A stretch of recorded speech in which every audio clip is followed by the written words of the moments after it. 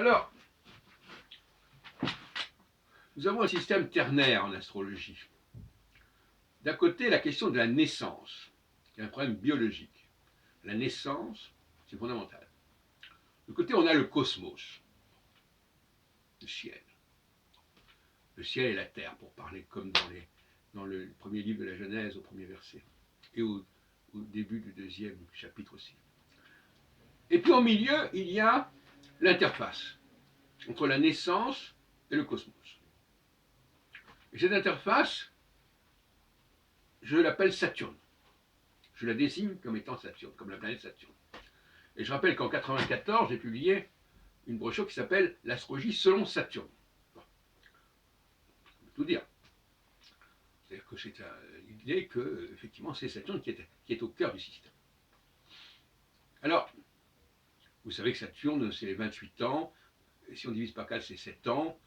Que ça renvoie aux vaches grasses, aux vaches maigres. Et que la Lune, elle, c'est 28 jours, et 7 jours, etc. Bon, il y a un axe Saturne-Lune qui est fondamental, d'autant plus que la Lune, ce n'est pas une planète, comme les autres, parce que c'est notre satellite. Et en plus, c'est un très gros satellite par rapport à la taille de la Terre, comparé aux satellites d'autres. Puisque la Lune est aussi grosse que les satellites de Jupiter, alors que Jupiter est beaucoup plus gros que la Lune, que la Terre. Bon.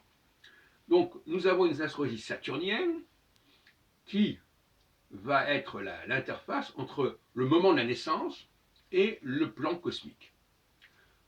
Donc, ça sera uniquement la position de Saturne à la naissance qui sera intéressante. Et le cycle de Saturne par rapport à cette position natale, ce qu'on appelle les retours de Saturne, les transits de Saturne. Et non pas, comme croit l'astrologie actuelle, toutes les planètes du cosmos. Donc en réalité, il voudrait que naissance et cosmos ne fassent qu'un, alors qu'il y a une interface qui est Saturne. Et donc c'est ça l'aberration de l'astrologie actuelle, c'est qu'au lieu de ne se concentrer que sur Saturne, elle se concentre sur tout ce qu'il y a dans le ciel comme étant marquant pour la naissance. Or, c'est déjà une forme brouillonne et gribouille de la chose. Si l'enfant doit percevoir, si nous devons percevoir des choses, autant que ce soit simple, autant que ce ne soit pas trop compliqué, autant que ça ne parte pas dans tous les sens. Donc, une seule planète passant sur la position natale, ou à l'opposition de la position natale, ou au carré de la position natale, c'est déjà bien suffisant. C'est pas la peine d'en rajouter.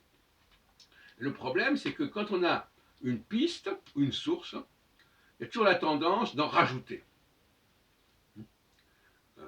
Même dans le cas du métalangage, par exemple, au lieu de dire, bon, ben, c'est un métalangage, on emploie telle et telle notion comme ça parce qu'on en a besoin, parce qu'il faut remplir, il faut bien donner des noms, et bien, ah oui, mais alors, puisqu'on a emprunté ça, il faut encore emprunter et ceci, et ceci, et ceci, etc. Oui, ça, c'est une espèce de surenchère de l'emprunt, surenchère de la connexion.